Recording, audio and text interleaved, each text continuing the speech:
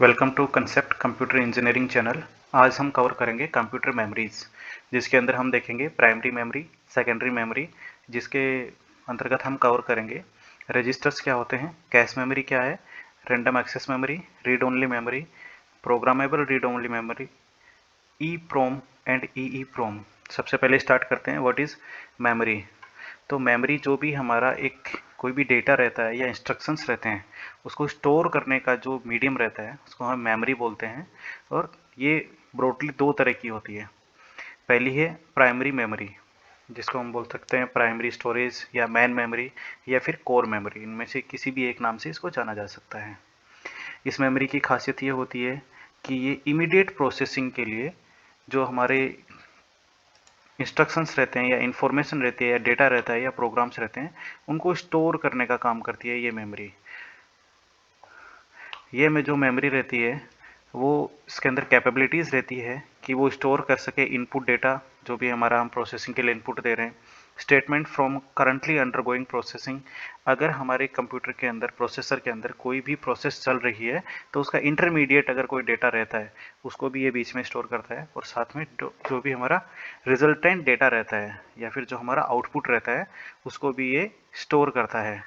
Primary memory के मैं example बताऊं तो उसमें आता है सबसे पहले रैम, जिसको हम रैंडम एक्सेस मेमोरी बोलते हैं। दूसरा रीड ओनली मेमोरी है। रीड ओनली मेमोरी के अगर हम टाइप्स देखना चाहें तो उनमें प्रोम, ई प्रोम एंड ई प्रोम रहते हैं। फर्दर अभी इसी वीडियो में हम इनको डिटेल्स में पढ़ेंगे। सबसे पहले स्टार्ट करते हैं रैंडम एक्सेस मेमोरी से, जिसको शॉर्ट में रोम, रैंडम एक्सेस मेमोरी को रैम बोला जाता है। ये जो हमारा पीसी का सीपीयू का मदरबोर्ड रहता है, ये यहाँ पे मदरबोर्ड इसमें इंडिकेट किया हुआ है। ये जो मदरबोर्ड रहता है उसके अंदर जो ये लगी हुई रहती हैं स्ट्रिप्स रहती हैं, जो यहाँ पे डिफरेंटली एक्सट्रैक्ट करके दिखाई हुई हैं, इनको रैंडम एक्सेस मेमोरी कहा जाता है।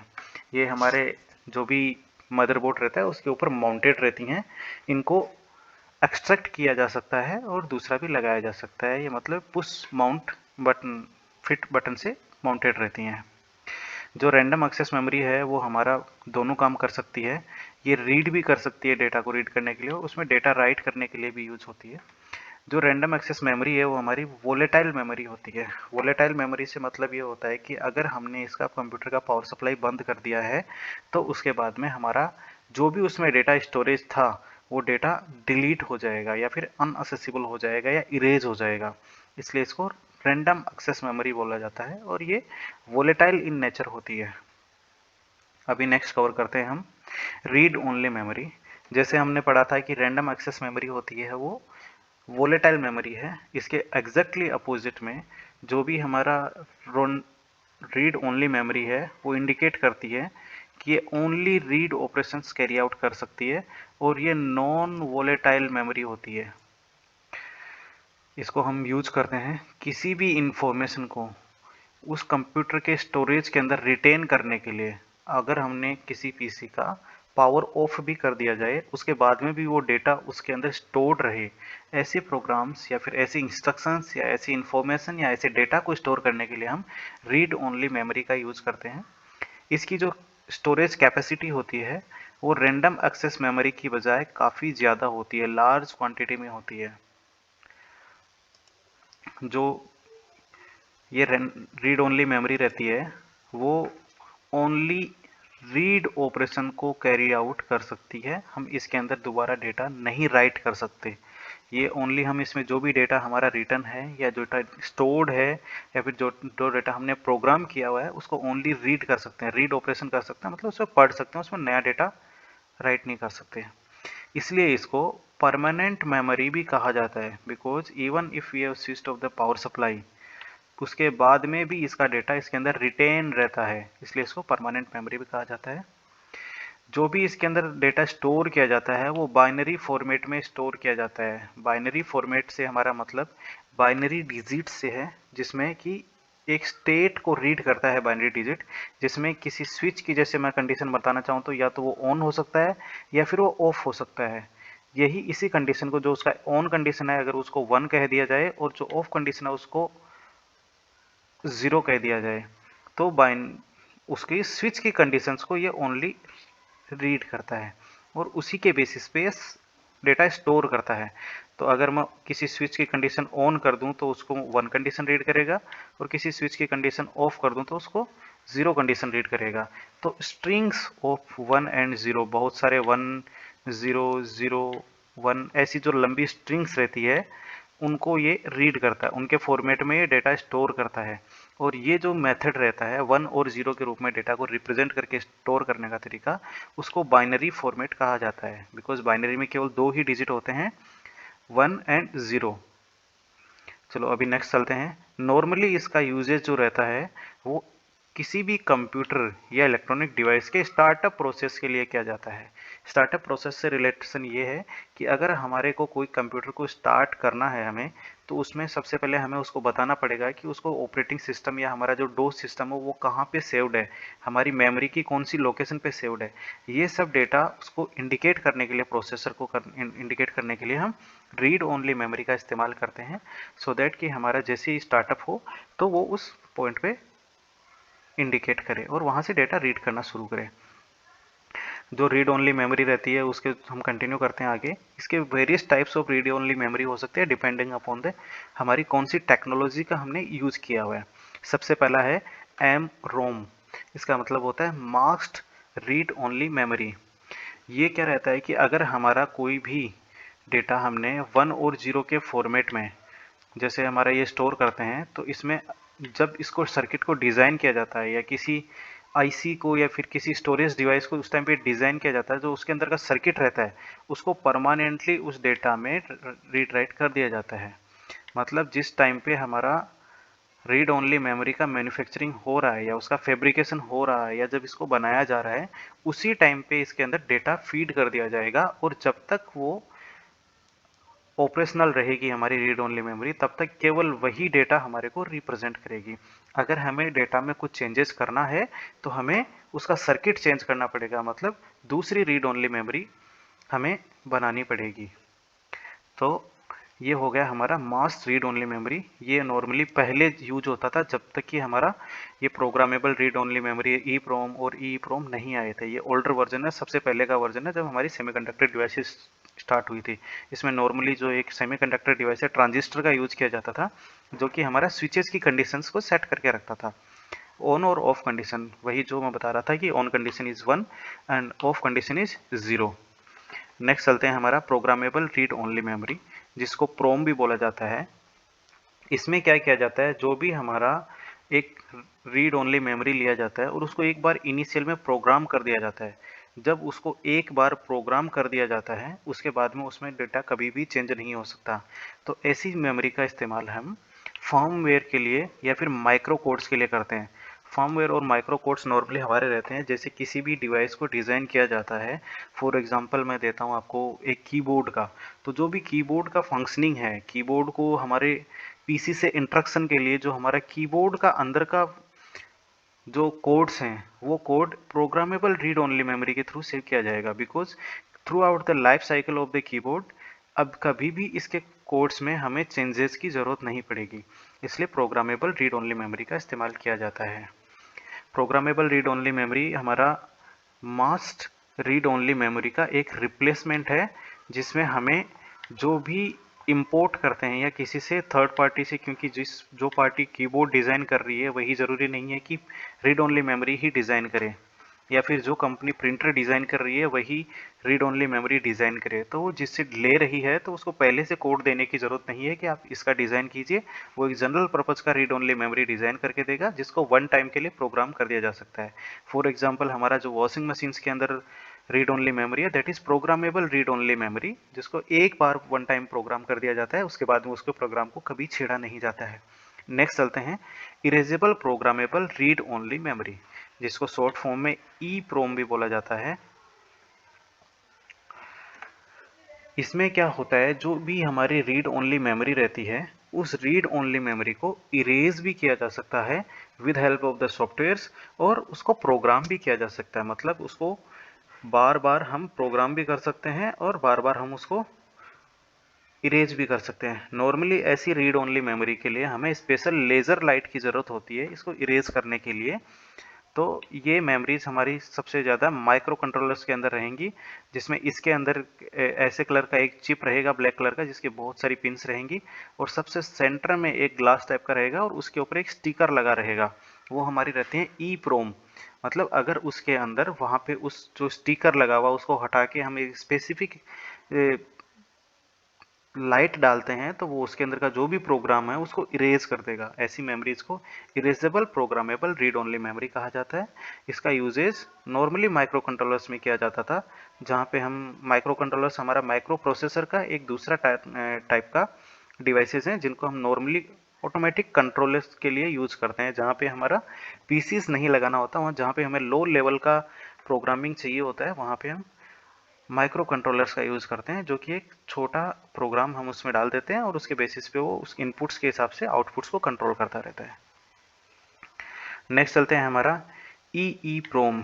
ई प्रोम से मतलब है erasable programmable read only memory ही है, बट इसको जो इरेज करने का मेथड है वो दैट इज इलेक्ट्रिकली। मतलब जहाँ पे हमें एक स्पेसिफिक लाइट की ज़रूरत पड़ रही थी इसके ऊपर डाल के इसको इरेज करने की, इसको यहाँ से हम इलेक्ट्रिकली ही इरेज कर सकते हैं। इसका मतलब ये हुआ कि अगर मैंने किसी माइक्रो कंट्रोलर के बोर्ड पे या फिर मेरे किसी बोर्ड पे मैंने इसको माउंट करके रखा है, तो इसकी जो पिन्स रहती हैं जिनके थ्रू ये कनेक्टेड है, उन्हीं पिन में से किसी एक कमांड पे हम पिन पे कमांड देंगे, और जो कमांड ये फंक्शन करेगी कि जो इसके अंदर जो भी डेटा स्टोर्ड है उसको वो इरेज कर देगी, सो दैट हम इसमें दोबारा डेटा राइट कर सकते हैं। जो हमारा माइक्रो कंट्रोलर्स हैं आजकल के जिनको हम यूज़ कर रहे हैं, उनमें नॉर्मली हम electrically erasable programmable read only memory का यूज़ कर रहे हैं, सो दैट कि हमारा जो माइक्रो कंट्रोलर का फंक्शनिंग है या फिर हमारे उससे रिलेटेड कोई भी जो इक्विपमेंट या सिस्टम हम कंट्रोल कर रहे हैं उसमें हमें टेक्निक में चेंज करना हो, कुछ एडिशन करना हो, तो हम इलेक्ट्रिकली उसको प्रोग्राम कर सकें, माइक्रो कंट्रोलर को रीप्रोग्राम कर सकें, या फिर उसका प्रोग्राम हटा सकते हैं या दूसरे प्रोग्राम के लिए उस माइक्रो कंट्रोलर को यूज कर सकते हैं दूसरे पर्पज़ के लिए। इसका यूजेज आजकल जो रिमोट कीलेस सिस्टम रहते हैं जितने भी हमारे, उनमें भी यूज हो रहा है। तो मोस्टली जो एडवांस टेक्नोलॉजी है वो है EPROM, electrically erasable programmable read only memory. Next अभी हम फोकस करते हैं सेकेंडरी स्टोरेज पे। जो हमने रैम कवर किया था और रोम कवर किया था वो प्राइमरी स्टोरेज थे।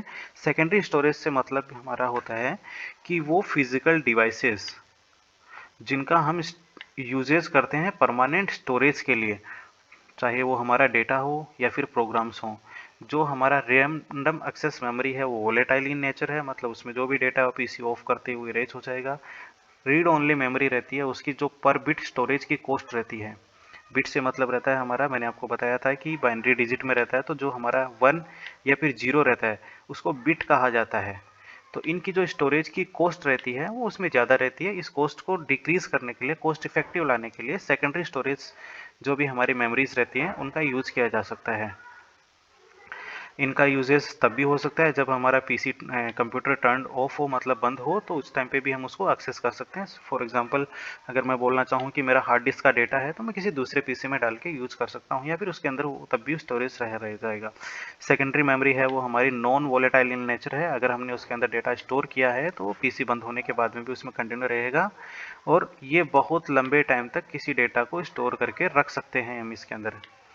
इसके एग्जांपल्स मैं बताना चाहूँगा तो जो हमारी हार्ड डिस्क रहती हैं जो सबसे ज़्यादा यूजेस में है, या फिर उसके बाद में हमारे सॉलिड स्टेट ड्राइव्स हैं। ऑप्टिकल डिस्क के अंदर हमारा कॉम्पैक्ट डिस्क जिसको हम सीडी कहते हैं, या फिर जो हमारी डीवीडी रहती हैं वो इसके अंदर ऑप्टिक डिस्क का एग्जांपल है। फ्लैश मेमोरी जो हमारा यूएसबी स्टोरेज डिवाइस रहती हैं, जैसे पेन ड्राइव जिसको हम बोलते हैं, एसडी कार्ड जिसको हम बोलते हैं, वो हमारा फ्लैश ड्राइव का एक एग्जांपल है, जो फ्लैश मेमोरी का एक एग्जांपल है। नेक्स्ट अभी हम फोकस करते हैं मेमोरी हिरार्की।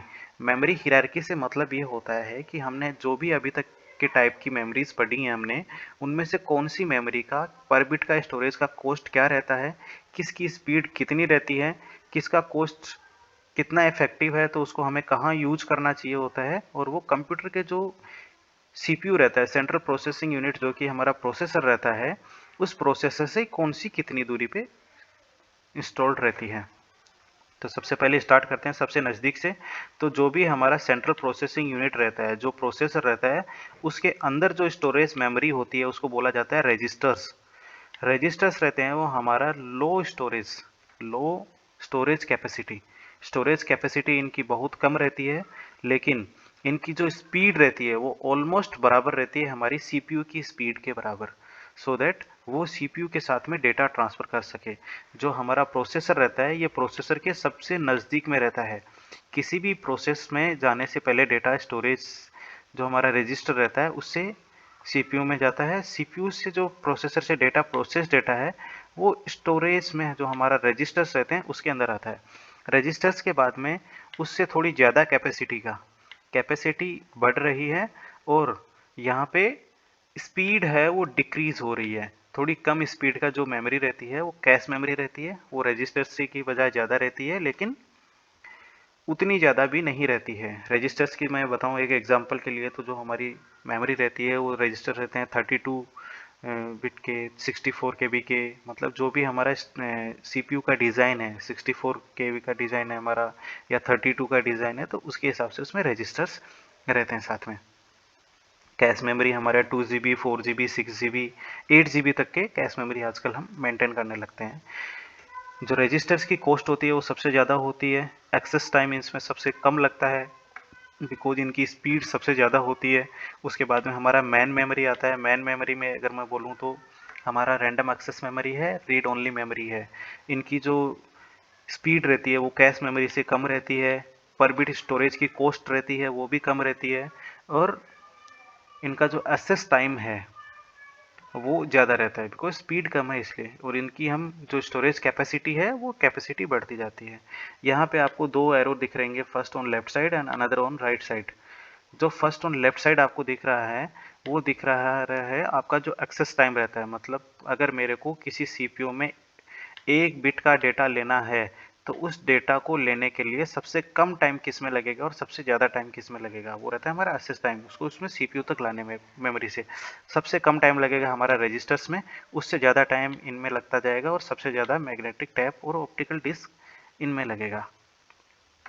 उसी तरह से अगर मैं बताना चाहूँ कि स्टोरेज कैपेसिटी कितनी होती है, तो पर बिट का स्टोरेज का जो कॉस्ट रहता है वो डिक्रीज होता जाता है इनमें, इसलिए इनकी स्टोरेज कैपेसिटी रहती है वो इनकी बढ़ती जाती है, बिकॉज हम उतने ही अमाउंट में यहाँ पे ज़्यादा डेटा स्टोर कर सकते हैं। तो मैन मेमोरी तक हम कर चुके थे। इसके बाद में कवर करते हैं मैग्नेटिक डिस्क है, ऑप्टिकल डिस्क है, और मैग्नेटिक टेप है, जो सेल्फ एक्सप्लेनेटरी है। आजकल इनका यूजेस भी कम हो गया है।